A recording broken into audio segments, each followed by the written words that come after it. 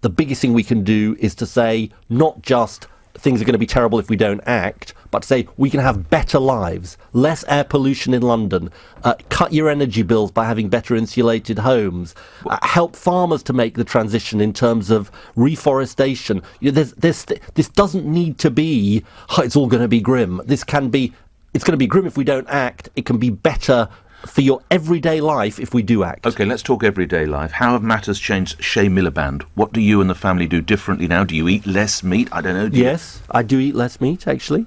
Partly for health reasons. I don't eat that much red meat, and the health... Well, you had trouble when you did once with the silver body move. Indeed, good point. Not one of your greatest moves there, Yeah, Ed. I've given up the bacon. I can tell you exclusively.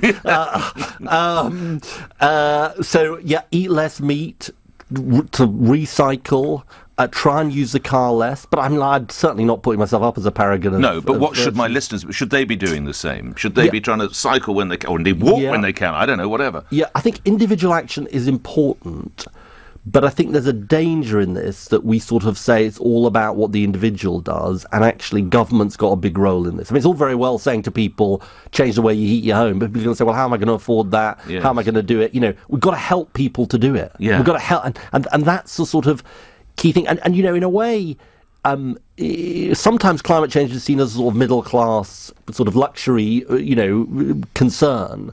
I think partly what this commission is about is saying we can unite the people for whom, they don't feel they've got the time to worry about this, although they might be concerned about it, by making this about jobs and their energy bills and all of those things, and unite them with the people for whom maybe it's higher up the list of concerns. Is Michael Gove right to meet those protesters from Extinction Rebellion this morning? I think he is. Really? Yeah, I know. So I thought we might. I thought you might. The conversation might take a turn. At bad behaviour gets results, Mr. Miliband.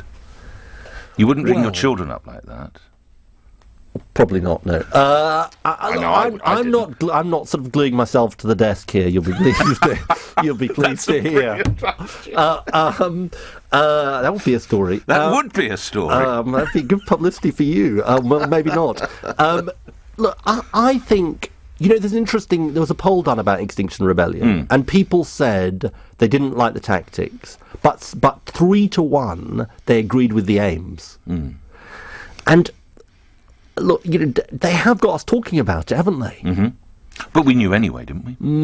We knew, but we were sort of sweeping it under the carpet, weren't we? We were sort of, we were kind of not really sort of, and it's true, but it isn't just a government, as I said earlier, it's not just a sort of criticising the government. Everybody was like, yeah, that's really important, but we've got lots of other things to deal with. I think they have...